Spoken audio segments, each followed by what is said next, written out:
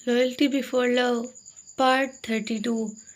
Juliet उन दोनों की बात पर मुस्कुराते हुए बोली, जब देश के लिए जान दे सकते हैं तो ये तो फिर सिर्फ एक एक्सीडेंट करना है। जब यह कहकर तुमने जूलियट आज सुकून मिल गया ना तुम दोनों भाइयों को अपने मॉम डैड की मौत का बदला लेकर। जैक, हाँ, आज सही मायने में सुकून का मतलब समझ में आया है। आज सच में दिल को बहुत ज़्यादा सुकून मिला है। आज मेरे दिल में बहुत सुकून महसूस कर रहा हूँ। क्रिश, आज तो सुकून मिला है ना हम दोनों भाइयों को। उस सुकून को मैं शब्दों में बयां नहीं कर सकता। वह मैं खुद जानता हूँ कि आज मुझे इतना सुकून महसूस हुआ है। जैक, आज जो खुशी मिली है वह खुशी आज से पहले कभी नहीं मिली। क्रिस को कुछ याद आता है तभी वह अपने सर पे हाथ मारते हुए कहता है, इतना इम्पोर्टेंट काम कैसे भूल गया? जूलियट, क्या हुआ क्रिस?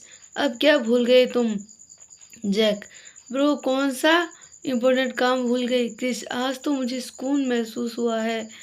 आज जो मुझे खुशी मिली है उस खुशी में अपनी ज़िंदगी के साथ बांट ही नहीं भूल गया। जैक, मतलब भाई इससे साथ नहीं बांटी अपने आप हमारी ज़िंदगी की सबसे बड़ी खुशी। क्रिस मुस्कुराते हुए बोला, अरे केली जी के साथ बांटना भूल गया। जैक, ओह, मैं तो न जाने क्या ही सोच रहा था। जाओ जी, जाकर बांट लो आपकी ज़िंदगी की सबसे बड़ी खुशी। अपनी ज़िंदगी में इतना बोलकर जैक ने अपने मन में कहा, मैंने तो बांट ली अपनी ज़िंदगी की सबसे बड़ी खुशी मेरी जान के साथ, मेरी ज़िंदगी में के साथ। क्रिस, ओके ठीक है, तो फिर थोड़ी देर में आता हूँ। इतना बोलकर क्रिस वहाँ से चला गया। इधर ऊपर टोनी के रूम में टोनी बाथरूम में शावर के नीचे खड़ा था। अपने पानी से पूरी तरह भीग चुका था। शावर का पानी जो उसके ऊपर बार बार गिर रहा था, उस शावर के पानी में उसकी आंखों से आंसू नजर नहीं आ रहे थे। उसके दिमाग में बस उसके पापा की कही हुई बातें चल रही थी। उसे बस अपने पिता की कही हुई बातें याद आ रही थी। वह उस बात को अपनाना नहीं चाहता था कि उसके बाप, उसके भाई ने मिलकर उसे धोखा दिया। उसे उसके उस बाप और भाई ने धोखा दिया है जिसे वह खुद से ज़्यादा चाहता था, जिसके लिए वह अपनी जान तक दे सकता था। यह इस बात को नहीं मानना चाहता था कि उसके बाप ने उसकी माँ को मार दिया है। उसके बाप ने अपनी उस बीवी को मार दिया है जिसके लिए वह कहता था कि मैं इसके लिए दुनिया छोड़ सकता हूँ। टोनी यह सारी बातें सोचता सोचता नीचे बैठ गया। नीचे बैठकर उसने अपने बाल पकड़ लिए और फिर अपने आंसू बंद करके कहा, जब मेरे अपने बाप ने मुझे धोखा दे दिया है, जब मेरे भाई ने मुझे धोखा दे दिया है, जब अखिल ने मुझे धोखा दे दिया है, तो मैं जूलियट से क्या उम्मीद रखूं? तो फिर मैं क्रिस और जेम्स से क्या उम्मीद रखूं? क्या गारंटी है कि अब वह यह तीनों मुझे धोखा नहीं देंगे? इधर बंगले से बाहर बीच पर क्रिस ने केली के पास कॉल किया। केली ने एक ही रिंग में कॉल उठा लिया। केली ने फ़ोन उठाते ही क्रिस ने केली से कहा, क्रिस, हेलो केली जी, आज मैं बहुत ज़्यादा खुश हूँ।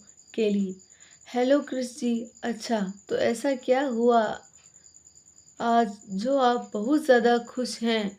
क्रिस, आज मुझे बहुत ज़्यादा सुकून मिला है। मैं बहुत बहुत बहुत ज़्यादा खुश हूँ।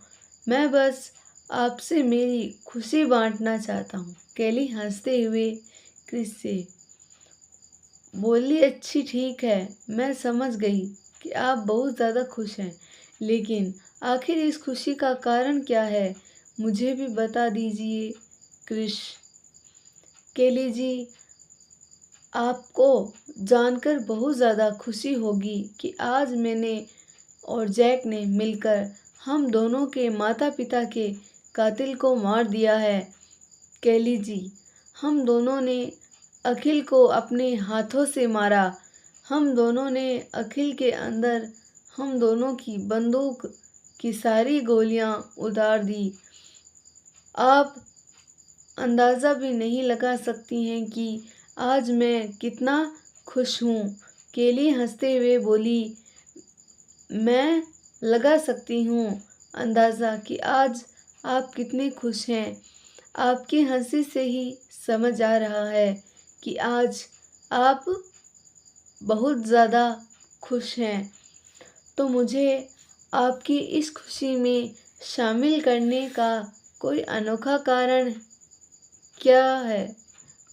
कृष, हाँ, मैं आपको पसंद करता हूँ। आप हमारे घर की होने वाली बड़ी बहू हैं, तो आपको तो इस खुशी में शामिल होना ही है। आखिर आपके सास ससुर के मौत का बदला ले लिया है। केली, नहीं कृष जी, सास ससुर का नहीं, माँ और पापा बोलिए। वह मेरे सास और ससुर नहीं हैं, तो मैं उन्हें अपने माता पिता मानती हूँ। कृष, ओ अच्छा ठीक है। कृष भी लाइक, यार ये कितनी औसम है यार। केली, ओके कृष जी। वंश, सुचिता, दीक्षित, दिव्या और अरिजीत खाना खाने के लिए जा रहे थे। मैं भी उनके साथ खाना खाने के लिए चली जाती हूँ। क्रिस, लंच टाइम हो गया है। क्या केली आपको नहीं पता? 2 बज गए हैं, बहुत ज़्यादा समय हो गया है, आपने लंच नहीं किया अभी। क्रिस, असल में मुझे पता ही नहीं चला कब 2 बज गए। नहीं, मैंने लंच नहीं किया है। मैंने सुबह 7:30 पर चाय और पराठे खाए थे, इसीलिए अभी पेट में जगह नहीं है। केली, फिर भी लंच कर लेना, टाइम काफ़ी हो गया है। दोनों चीफ को भी लंच करा देना। कृष, ओके ठीक है, हम कर लेंगे लंच। हम आप कर आओ। Okay Kelly, okay bye, take care. Krish, you also take care. और फिर कृष ने फ़ोन डिस्कनेक्ट कर दिया। इधर बंगले में जैक जूलियट के पास जाकर बैठा और उससे बोला, मुझसे कुछ बात करनी थी जूलियट। बोलो, क्या बात करनी थी जैक? वह एक्चुअली मुझे तुमसे यह कहना था कि मैं, जैक ने इतना कहा ही था कि तभी ऊपर से टोनी की आवाज़ आई, बेबी आपने लंच कर लिया क्या? टोनी को देखकर जैक अपनी जगह से खड़ा हो गया। जूलियट, नहीं, अभी लंच नहीं किया है। टोनी, जेम्स तुमने भी नहीं किया? इतना बोलते हुए टोनी नीचे आ गया।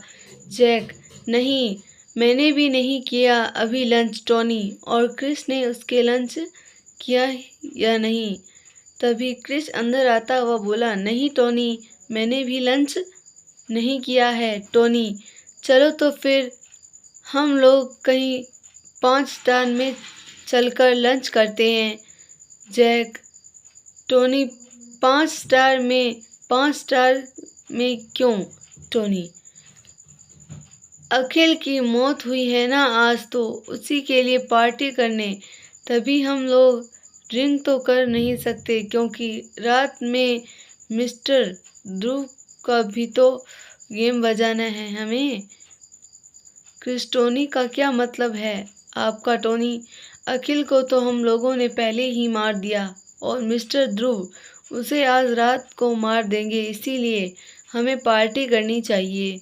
तो अभी हम लोग 5 स्टार में लंच करके आते हैं, उसके बाद रात के रात में मिस्टर ध्रुव को मारने के बाद हम लोग क्लब चलेंगे।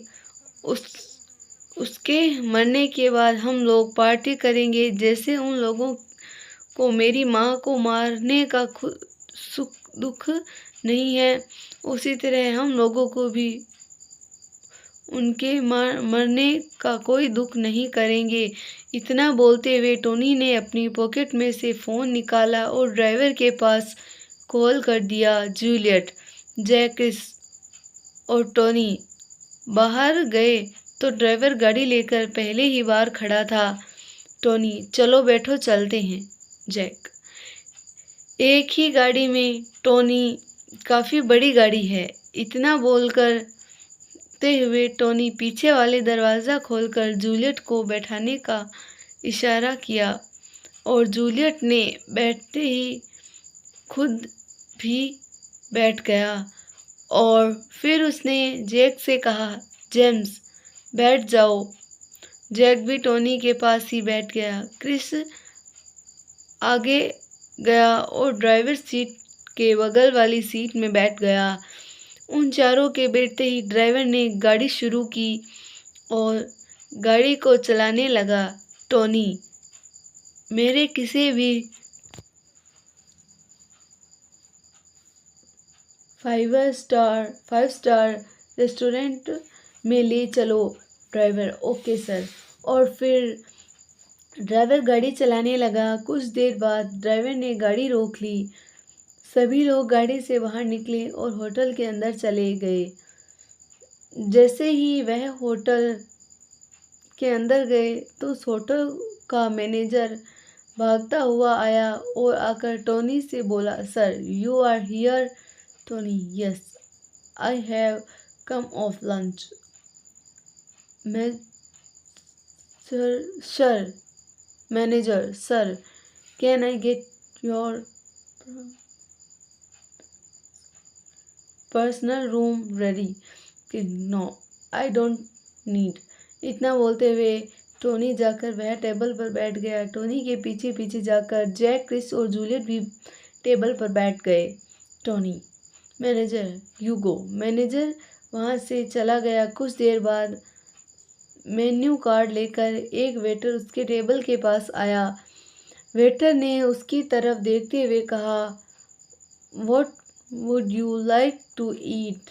मैम और सर। टोनी ने उन तीनों की तरफ देखते हुए, जूलियट, कुछ भी लेकिन सिर्फ वेज। जैक, हाँ कुछ भी लेकिन वेज। उन दोनों का जवाब सुनकर टोनी ने क्रिस की तरफ देखा। क्रिस ने भी अपने कंधे ऊपर चढ़ाते हुए कहा, कुछ भी लेकिन सिर्फ वेज। टोनी ने उन तीनों की तरफ देखते हुए कहा, मेरे पास भी कोई ऑप्शन नहीं बचा है। मुझे भी अब वेज ही खाना पड़ेगा क्योंकि तुम तीनों वेज खाओगे और अगर मैं तुम तीनों के साथ बैठकर नॉन वेज खाऊंगा तो तुम तीनों अनकंफर्टेबल हो जाओगे और तुम तीनों वेज खाने वाले हो तो तुम्हें मुझे नॉन वेज खाता देख अच्छा नहीं लगेगा। फिर टोनी ने उस वेटर की तरफ देखते हुए कहा, bring all food, how it tasty and delicious in vegetables. Waiter, sure sir. और फिर वेटर वहाँ से चला गया। कुछ देर बाद वेटर ने खाना लेकर टेबल पर रख लिया। पूरी टेबल पर ज़्यादातर पनीर ही था। टोनी ने पहले टेबल की तरफ देखा, उसके बाद उन तीनों की तरफ देखते हुए कंधे चढ़ाते हुए कहा, वेजिटेरियन में ज़्यादा कर पनीर ही मिलता है। अब ये पूरा टेबल पनीर से ही भर गया है। यार तुम लोग नॉन वेजिटेबल्स क्यों नहीं खाते? जूलियट, क्योंकि हम लोग भारत से बिलोंग करते हैं ना और हम लोग जानवरों से बहुत प्रेम करते हैं। जूलियट, हम नॉन वेजिटेबल नहीं खाते। टोनी, नाइस, चलो अब खाना शुरू करो। उन सभी ने खाना खाना शुरू किया। कुछ देर बाद उन सभी ने खाना खाया और फिर होटल के बाहर गए। वह सभी गाड़ी में बैठे और किन्हें ड्राइवर ने बीच वाले बंगले पर ले जाने को कहा दिया और ड्राइवर ने गाड़ी बीच वाले बंगले की तरफ ले ली। कुछ देर बाद सभी बंगले पर पहुंचे। टोनी, अभी अपने अपने रूम में जाकर आराम करो, शाम को चलते हैं मिस्टर ध्रुव के पास। इतना बोलकर टोनी ऊपर अपने रूम में चला गया। टोनी के मन जाने के बाद वह तीनों भी अपने अपने रूम में चले गए। रात को 8 बजे वह चारों नीचे हॉल में बैठे हैं। टोनी, तो चलो चलते हैं मिस्टर ध्रुव से मिलने। जैक, ओके चलो। तो फिर जैक अपनी जगह से उठकर बाहर जाने लगता है। तभी टोनी ने उसे पीछे से कहा, मिस्टर ध्रुव को ख़त्म भी करना है। तुम्हें अपनी गन ले ली क्या? जैक, हाँ मैंने अपनी गन ले ली। क्रिस, चलो अब चलते हैं। टोनी और जूलियट भी अपनी जगह से खड़े हुए और फिर वह सारे बंगले से बाहर निकल गए। बंगले से बाहर निकलकर चारों गाड़ी में बैठ गए। उन चारों की गाड़ी में बैठते ही ड्राइवर ने गाड़ी